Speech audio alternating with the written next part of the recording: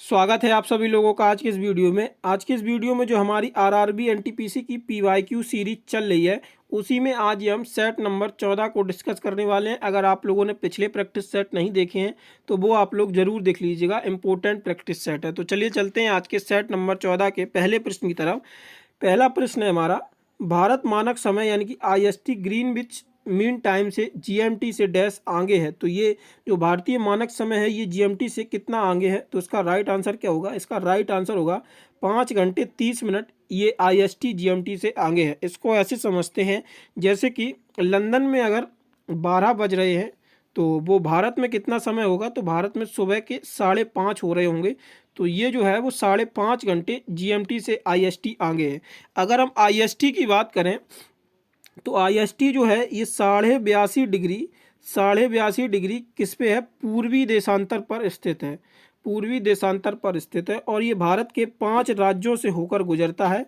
5 राज्य जिसमें UP, MP, Uttar Pradesh, Madhya Pradesh, Chhattisgarh, इसके बाद उड़ीसा, और उड़ीसा के बाद आता है आपका आंध्र प्रदेश। तो ये 5 राज्य हैं, यूपी, MP, छत्तीसगढ़, उड़ीसा और आंध्र प्रदेश। और यूपी की ये मिर्ज़ापुर से होकर गुजरती है। ये भी पूछ लिया जाता है, ये मिर्ज़ापुर जो है ये इसका एग्जैक्ट लोकेशन कभी कभी इसको पूछ लिया जाता है। तो ये 5 राज्य और मिर्ज़ापुर यूपी से होकर ये निकलती है। तो ये आपको याद रखना है। अगला प्रश्न देखते हैं। अगला प्रश्न आता है, निम्नलिखित में से किसने हिंद स्वराज पुस्तक लिखी है? तो हिंद स्वराज पुस्तक जो है ये किसके द्वारा लिखी गई है? तो इसका राइट आंसर होगा महात्मा गांधी। महात्मा गांधी के द्वारा जो है ये आपकी हिंद स्वराज पुस्तक लिखी गई है। अगर हम और ये इन्होंने हिंद स्वराज पुस्तक जो थी 1909 में लिखी थी। और महात्मा गांधी के अन्य पुस्तकों की बात करें तो एक तो इनकी पुस्तक थी सत्य के साथ मेरे प्रयोग। ये महात्मा गांधी की पुस्तक थी, सत्य के साथ मेरे प्रयोग। और इंडियन होम रूल लीग, कौन सी? Indian home rule league Mahatma Gandhi के द्वारा ही लिखी गई थी। और हरिजन पत्रिका जो थी वो महात्मा गांधी के द्वारा ही चलाई गई थी। अगर हम महात्मा गांधी के जन्म के बारे में बात करें तो इनका जन्म जो हुआ था 2 अक्टूबर 1869 को पोरबंदर गुजरात में इनका जन्म हुआ था। और इनकी मृत्यु जो हुई थी वो 30 जनवरी 1948 को दिल्ली में हुई थी। और इसी दिन को हम शहीद दिवस यानी कि मार्टार्स डे के रूप में भी मनाते हैं।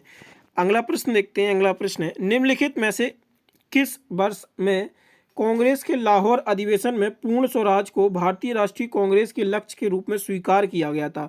तो जो लाहौर का अधिवेशन हुआ था कांग्रेस का, ये कब हुआ था? तो ये 19 दिसंबर 1929 को लाहौर में ये अधिवेशन हुआ था। और इसकी अध्यक्षता किसने की थी? तो जवाहरलाल नेहरू के द्वारा इसकी अध्यक्षता की गई थी। इसी लाहौर अधिवेशन में पूर्ण स्वराज को अपनाया गया और 26 जनवरी को स्वतंत्रता दिवस मनाने का फैसला लिया गया। इसी समय आप देखते होंगे कि जो हमारा भारतीय संविधान था ये बन के तैयार कब हो गया था? तो 26 नवंबर 1949 को ये संविधान बन के तैयार हो गया था। लेकिन क्योंकि हमने लाहौर अधिवेशन में ये फैसला लिया था कि हम 26 जनवरी को ही स्वतंत्रता दिवस के रूप में मनाएंगे, तो ये 26 जनवरी को 1949 को संविधान लागू ना करके ये 26 जनवरी 1950 को संविधान लागू किया गया। और 26 नवंबर को हम संविधान दिवस के रूप में भी जानते हैं। तो इसका राइट आंसर जो था 1929 के लाहौर अधिवेशन में पूर्ण स्वराज को अपनाया गया था। और अगला प्रश्न देखें उससे पहले आप लोगों को बता दें कि अगर आप लोग वीडियो का PDF प्राप्त करना चाहते हैं तो PDF का लिंक आप लोगों को टेलीग्राम चैनल का जो है वो आपको डिस्क्रिप्शन बॉक्स में और कमेंट में पिन कर रखा है। तो वहाँ से आप टेलीग्राम को ज्वाइन करके ये PDF प्राप्त कर सकते हैं। अगला प्रश्न आता है, हुमायूंनामा मुगलों की दुनिया में एक झलक प्रदान करता है, यह पुस्तक किसने लिखी थी? तो ये पुस्तक जो है ये गुलबदन बेगम के द्वारा लिखी गई थी। गुलबदन बेगम जो बाबर की ये पुत्री थी। किसकी पुत्री थी? गुलबदन बेगम बाबर की पुत्री थी। और हुमायूं जो था वो मुगल साम्राज्य का दूसरा शासक था। अगला प्रश्न आता है, लेंस की क्षमता की SI इकाई क्या कहलाती है? तो जो लेंस की क्षमता की SI इकाई होती है उसको हम डायोप्टर में नापते हैं। अगर हम इसके फॉर्मूले की बात करें तो डायोप्टर इक्वल टू 1/f होता है, जिसमें D डायोप्टर होता है और f हमारी जो क्या होती है ये आपकी लंबाई होती है। अगर हम आँखों में लेंस की बात करें तो ये उत्तल लेंस जो होता है ये आँखों में ये लेंस होता है। वहीं लेंस के अगर प्रकार देखें तो जो लेंस होता है इसको दो प्रकार से हम विभाजित करते हैं। एक तो कॉनकेव होता है और कॉन्वेक्स होता है। अगर हम कॉन्वेक्स की बात करें तो कॉन्वेक्स ये आपका उत्तल लेंस होता है और कॉनकेव जो होता है ये आपका अवतल लेंस होता है। अगर हम अवतल लेंस की बात करें तो प्रकाश की जो किरणें होती हैं वो इसमें अपसारित करती हैं और जो उत्तल लेंस होता है वो उसमें एक पॉइंट पे केंद्रित करती हैं। इसके बाद यहाँ पे आपको मायोपिया दिख रहा होगा। मायोपिया की बात करें तो मायोपिया जो होता है ये आपका निकट दृष्टि दोष होता है और हाइपरमेट्रोपिया क्या होता है ये दूर का देख सकता है लेकिन पास का नहीं देख सकता है। तो हाइपरमेट्रोपिया एक ऐसा फिनोमेना है जिसमें व्यक्ति को दूर का दिखाई देता है लेकिन पास का नहीं दिखाई देता है। अगला प्रश्न देखें उससे पहले आप लोगों को बता दें, अगर आप लोग स्टैटिक जीके के लिए परेशान हो रहे हैं तो हम आप लोगों के लिए वन स्टॉप सॉल्यूशन लेके आए हैं। किसी भी एग्जाम्स के लिए एसएससी, रेलवे, डिफेंस या जो अन्य स्टेट पुलिस के एग्जाम्स होते हैं जिसमें भी स्टैटिक जीके आपका पूछा जाता है, उसके लिए ये हमारी स्टैटिक जीके की बुक रामबाण है। इसमें हमने 50+ इंपॉर्टेंट टॉपिक को कवर कर रखा है आपके हर एक एग्जाम को एनालिसिस करते हुए। तो आप स्टैटिक जीके में अगर आपका स्कोर बूस्टअप नहीं हो रहा है तो आप इसको खरीद सकते हैं। इससे आपका स्कोर बूस्टअप में बहुत ही ज़्यादा बेनिफिशियल रहेगा। ज़्यादा बड़ी बुक नहीं है ये बुक, मात्र 120 पेजों में इसको कंपाइल कर रखा है और इसमें अब हम बहुत जल्द इसका सेल्फ स्टडी प्लान भी इसमें ऐड करने वाले हैं कि किस दिन क्या पढ़ना है। तो ये अपडेटेड फॉर्म में भी आपको अवेलेबल है। तो इसका प्राइस जो है वो 49 रुपये है। तो डिस्क्रिप्शन में इसका लिंक मिल जाएगा, वहाँ से आप इसे खरीद सकते हैं। अगला प्रश्न आता है डैश में महाराष्ट्र और गुजरात राज्यों का गठन किया गया था। तो गुजरात और महाराष्ट्र राज्यों का जो गठन है ये कब किया गया था? तो ये 1960 में। कब? 1 मई 1960 को गुजरात और महाराष्ट्र को अलग किया गया था और ये भाषाई आधार पर इनको अलग किया गया था। इसमें अगर हम देखें जो पहला राज्य था जो भाषाई आधार पर गठित हुआ था ये 1953 में। कहाँ पे? 1953 में आंध्र प्रदेश जो बना है ये पहला राज्य बना था जो भाषाई आधार पर गठित हुआ था। अगला प्रश्न देखते हैं। अगला प्रश्न आता है, इसरो ने चंद्रयान-1 अंतरिक्ष यान को प्रमोचित किया। यह चंद्रमा पर ठोस बर्फ की उपस्थिति की पुष्टि करने के लिए एक विशिष्ट रूप से लैस था। तो इसको कब इसरो के द्वारा भेजा गया था? तो इसका राइट आंसर क्या होगा? तो इसका जो राइट आंसर होगा वो आपका होगा 2008 में इसरो ने भेजा था। 22 अक्टूबर 2008 को भेजा गया था चंद्रयान प्रथम। चंद्रयान प्रथम के बाद चंद्रयान 2, 3, 4 और 5 की भी बात चल रही है। 5 में इंडिया और जापान जो है वो एक साथ जाएंगे, मतलब जापान जो है वो इंडिया की हेल्प करेगा और ये मिशन जो प्रोडक्टेड है चंद्रयान 5 ये 28-29 में जा सकता है और चंद्रयान 4 जो है ये 27 में भेजने की तैयारी है। वहीं चंद्रयान 3 की अगर हम बात करें तो जो चंद्रयान 3 है ये 14 जुलाई 2023 को भेजा गया था और चंद्रयान 2 जो है ये 22 जुलाई 2019 को चंद्रयान 2 भेजा गया था। तो ये आपको याद रखना है। और चंद्रयान 5 का करंट अफेयर के इम्पोर्टेंट इस पर्सपेक्टिव से ये इम्पोर्टेंट बन सकता है कि चंद्रयान 5 जो है ये भारत किसके साथ जाएगा? तो इसमें जो है भारत की मदद जो है ये जापान करेगा चंद्रयान 5 में। अगला प्रश्न आता है, निम्नलिखित में से कौन पर्सनल कंप्यूटर का भाग नहीं है? तो पर्सनल कंप्यूटर का कौन सा भाग नहीं है? यूएसबी, सीपीयू, रोम और रैम। तो इसका राइट आंसर होगा यूएसबी। यूएसबी का जो फुल फॉर्म होता है वो यूनिवर्सल सीरियल बस होता है। क्या होता है? यूनिवर्सल सीरियल बस जो होता है यूएसबी का फुल फॉर्म होता है। और सीपीयू को हम मस्तिष्क भी कहते हैं कंप्यूटर का, जिसका फुल फॉर्म होता है सेंट्रल प्रोसेसिंग यूनिट। रोम रीड ओनली मेमोरी और रैम का फुल फॉर्म जो होता है रैंडम एक्सेस मेमोरी। तो ये आपको याद रखना है। अगला प्रश्न आता है, गुजरात पर अपनी जीत के उपलक्ष्य में अकबर ने फतेहपुर सीकरी में भारत का सबसे ऊंचा प्रवेश द्वार गेटवे और मैग्निफिसेंस बनाया था। ये किस प्रवेश द्वार का नाम दूसरे नाम पर था? तो इसका राइट आंसर क्या होगा? तो इसका राइट आंसर होगा बुलंद दरवाज़ा जो है ये अकबर के द्वारा फतेहपुर सीकरी में बनाया गया था और ये गुजरात विजय के उपलक्ष्य में इसको बनाया गया था। फतेहपुर सीकरी में ये स्थित है बुलंद दरवाज़ा। और ये किस उपलक्ष्य में बनवाया था अकबर ने? तो ये जो गुजरात विजय था उसी को उपलक्ष्य में 1572 में इसको बनवाया गया था।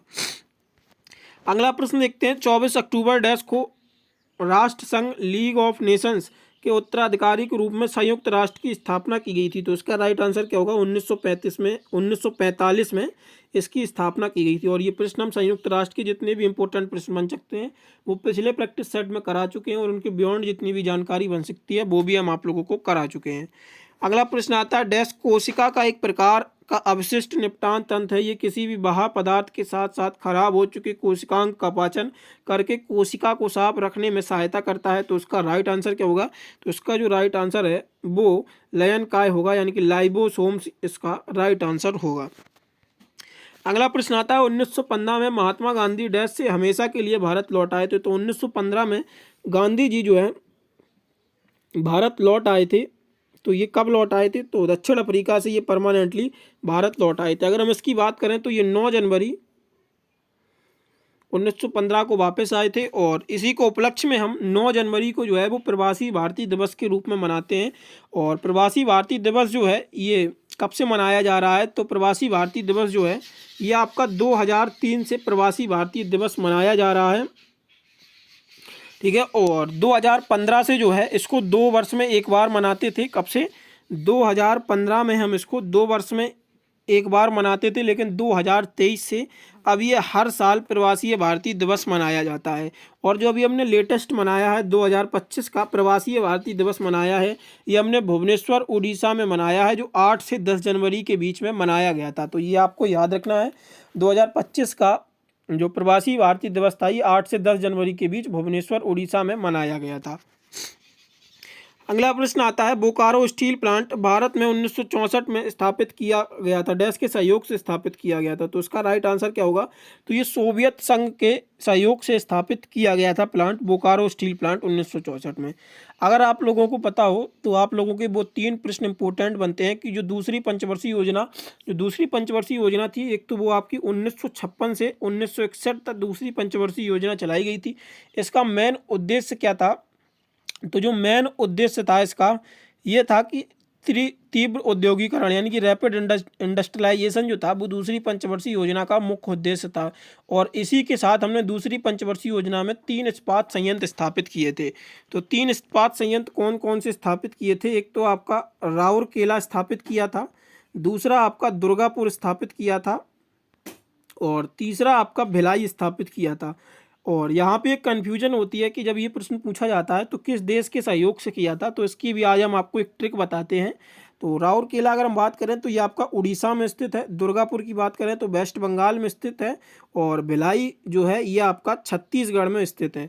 तो इनके जो देशों के सहयोग से ये स्थापित किए गए हैं इनके हम आपको ट्रिक बताते हैं। तो जैसे राउरकेला होता है तो राउरकेला केले में जर्म्स हो जाते हैं, तो केले से आपको जर्म याद रखने हैं। जैसे केले में जो कीड़े हो जाते हैं तो उनको जर्म्स हो जाते हैं, तो ये कैसे हो जाएगा? तो ये जर्मनी हो जाएगा।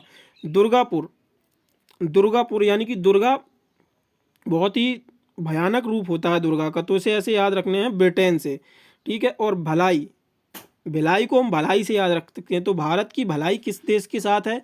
तो भारत की जो भलाई सोचता है वो आपका रूस सोचता है। तो ये आपको ऐसे तीनों की ट्रिक याद रखनी है। केला से आपको जर्मनी याद रखना है, केले में जर्म्स हो जाते हैं, और दुर्गापुर से आपको ब्रिटेन, दुर्गा बहुत मतलब रूप जो होता है बहुत उनका वैसा होता है, तो उससे याद रखना है आपको ब्रिटेन।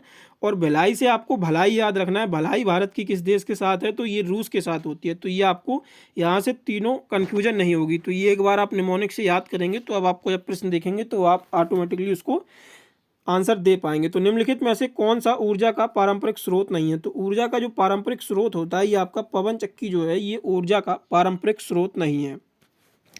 अगला प्रश्न देखते हैं। अगला प्रश्न है हमारा आयोडीन डैश के संश्लेषण के लिए आवश्यक होता है। तो आयोडीन जो होता है वो थायरोक्सिन के संश्लेषण के लिए आवश्यक होता है।